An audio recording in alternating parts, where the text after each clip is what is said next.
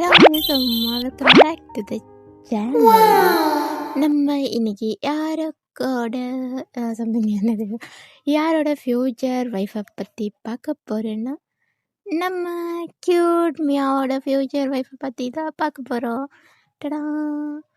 இந்த உலகத்திலேயே உலகத்தை விட நம்ம பர்பிள் ஆர்மிலேயே நம்ம ஜின்னோட ஜோக்கை கேட்டு சிரிக்காத ஒரு மெம்பர்னா நம்ம சுகா தான். சுகாவோட ஃப்யூச்சர் ஒய்ஃபை பற்றி தான் பார்க்க போகிறோம். லைக் அண்ட் சப்ஸ்கிரைப் பண்ணிவிட்டு மறந்துடாமல் அந்த பெல் ஐக்கானை ஆளில் பார்த்துக்கோங்க.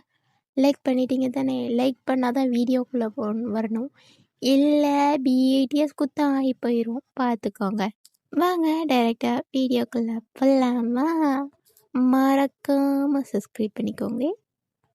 நம்ம சுகாவுக்கு காதல் வசனம்னா தான் நம்ம சுகாவுக்கு கரண்ட் ஷாக் அடிக்கிறோம்.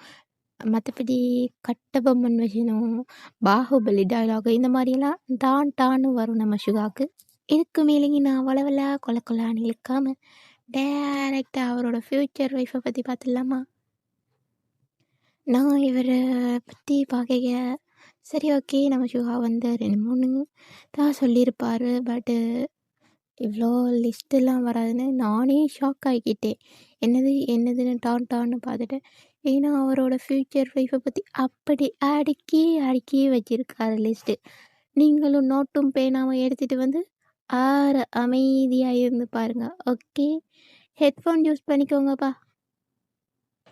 ஃபர்ஸ்ட் பாயிண்ட் ஹைட் 1.55லேருந்து 1.58 வரைக்கும் அவங்களோட ஐடியல் டைப் ஆர் ஃப்யூச்சர் ஒய்ஃபுக்கு இருக்கணுமா.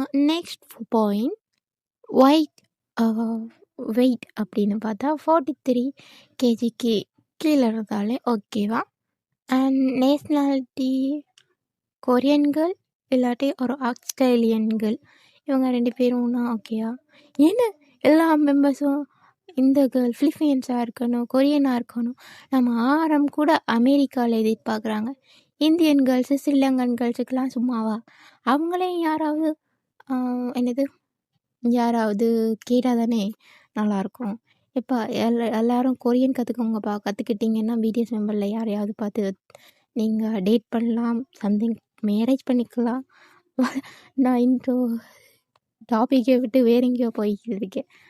நெக்ஸ்ட் பாயிண்ட் என்னென்னா, நெக்ஸ்ட்டு பேபி குழந்தைங்கன்னு பார்த்தா அவருக்கு ஒன்று கண்ணுன்னு ஒரே ஒரு பாய் பேபி இருந்தால் அவருக்கு போதுமாங்க. நெக்ஸ்ட் பாயிண்ட் நெக்ஸ்ட் இவர் என்ன ஏஜில் மேரேஜ் பண்ணிக்கிறேன்னு சொல்லி ஒரு இன்டர்வியூவில் கேட்டதுக்கு நம்ம சுகா சொல்லியிருக்காரு 35 ஏஜ் ஆகக்குள்ளே தான் மேரேஜ் பண்ணிக்கணும்னு சொல்லியிருக்காரு. அதாவது 35வது வயசில் தான் மேரேஜ் பண்ணிக்குவேன்னு சொல்லியிருக்காரு. ஏன் அப்படின்னு கேட்டதுக்கு அவர் இன்னும் சாதிக்க விரும்புகிறாராம்.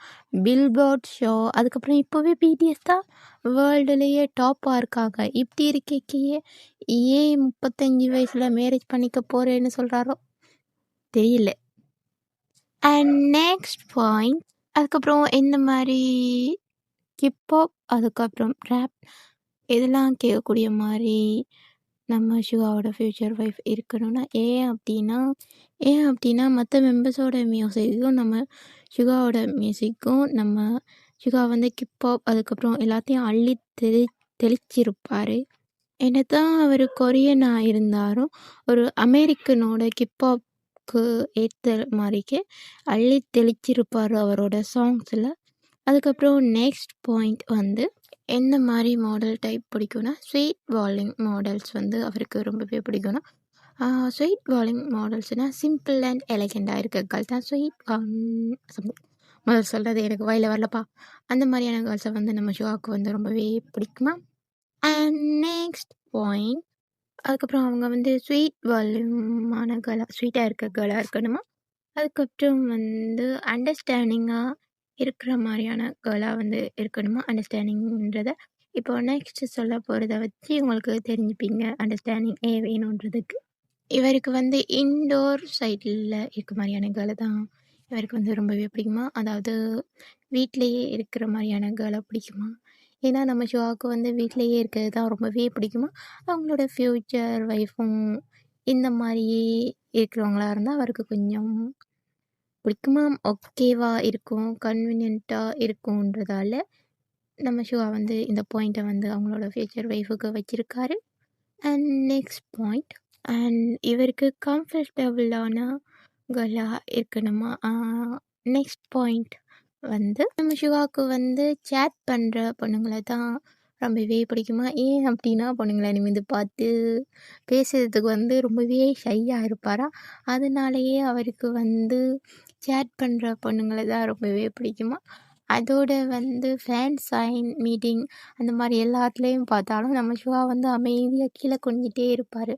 ஸோ அதனாலேயே அவங்களுக்கு வரப்போகிற future wife or partner date பண்ணிக்க அப்படியெல்லாம் இருக்கேக்க அவங்க வந்து சேட் பண்ணுற மாதிரியான கேர்ளாக இருந்தால் அவருக்கு இன்னும் கம்ஃபர்டபுளாக இருக்குமா? ஓகேவா இருக்குமா நம்ம சிவாவுக்கு? நெக்ஸ்ட் பாயிண்ட் வந்து அதுவும் நம்ம தலைவருக்கு வந்து லேட் நைட்டில் சேட் பண்ணுற பொண்ணு இன்னும் ரொம்ப ரொம்ப பிடிக்குமா?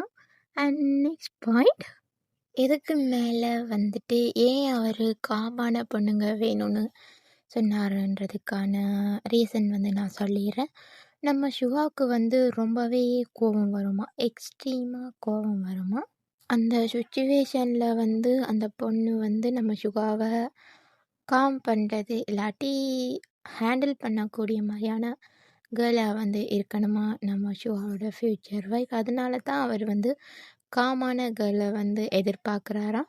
இதுவே நம்ம சிவாவுக்கு வந்து கோவப்படுற கேர்ளோ இல்லாட்டி எடுத்ததுக்கெல்லாம் எதிர்த்ததுக்கெல்லாம் எரிஞ்செறிஞ்சு விழுறது, சண்டை பிடிக்கிறது கேர்ளாக இருந்தால் வந்து நானும் சண்டை பிடிச்சி அந்த கேர்ளும் கோவப்படைக்க நானும் கோவப்படைக்க 2 பேரும் கோவப்பட்டு அதுக்கப்புறம் என்ன குடுமுக்கு அமால் டுமால் சாரி ஃபைட்டு வேறு லெவலில் தான் போகும். அதனால தான் அவருக்கு வந்து காமான கேர்ள் வந்து தேவையா.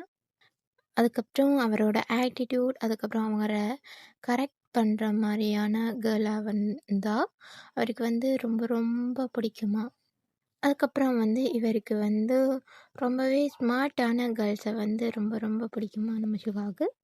அண்ட் இவர் வந்து அடுத்த பாயிண்ட்டாக சொல்லியிருக்காரு, இவர் கல்யாணம் பண்ணிக்க போகிற பொண்ணு வந்து ஃபேமஸான கேர்ளாக வந்து இருக்கக்கூடாதான்.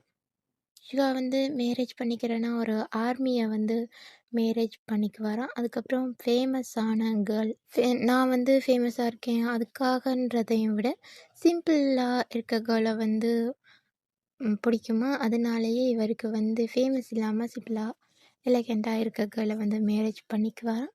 அண்ட் இவரோட கோவத்தை வந்து கேர் பண்ணுறது இல்லாட்டி கோவத்தை போக்குற மாதிரியான கேர்ளாக இருந்தால் இவருக்கு வந்து ஓகே வா இருக்குமா. ரொம்பவே காமான கேர்ளை தான் எதிர்பார்க்குறாராம்.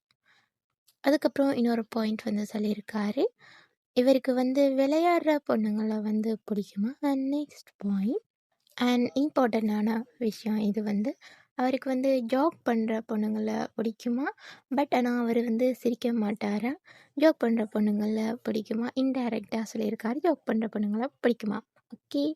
அண்ட் நெக்ஸ்ட்டு வீடியோ நம்ம ஒரே ஒரு மெம்பருக்கு மட்டும்தான் ஜேஹோப் அப்பாவோட ஃப்யூச்சர் ஒய்ஃப் ஆர் ஐடல் டைப்பை பற்றி மட்டும்தான் இனி போடணும். அதை நான் கூடிய சீக்கிரம் ரெக்கார்ட் பண்ணிட்டேன்னா டான்னு அப்லோட் பண்ணிடுவேன். ஓகேவா. அதுக்கப்புறம் வந்து இப்போது ஜங்குக்காவோட லைஃப் ஸ்டோரி சொல்லியிருக்கேன். அதுக்கப்புறம் நம்ம பிடிஎஸ் மெம்பர் ஒவ்வொருத்தவங்களோட லைஃப் ஸ்டோரியையும் என்னோடய வாய்ஸில் போடுறேன். அதுக்கப்புறம் எஃப்எஃப்லாம் பார்க்கணுன்னா என்னோடய செகண்ட் சேனலை சப்ஸ்கிரைப் பண்ணிக்கோங்க. அதுக்கப்புறம் தேர்ட் சேனல் இருக்குது, அது வந்து அதில் வந்து என்னோடய ஃபேஸ் ரிவீல் பண்ணி நான் வீடியோ போடுறேன். அதில் வந்து இனிமேல் நான் விலாக் எடுத்து போடலான் இருக்கேன். அதுக்கப்புறம் வந்து டே இன் மை லைஃப் வீடியோ இந்த மாதிரி போடுறேன். பிடிச்சிருந்தா லைக் அண்ட் சப்ஸ்கிரைப் பண்ணிவிட்டு மறந்துடாமல் பெல் ஐக்கானை ஆலில் போட்டுக்கோங்க. பாய் see you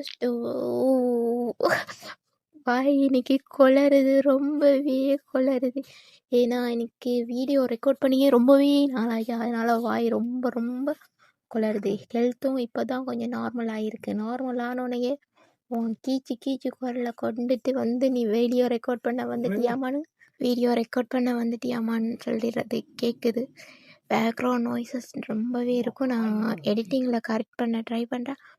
bye bye, see you soon video I will uploaded. இது நான் இன்னைக்கு ரெக்கார்டிங் டைம் 9:30.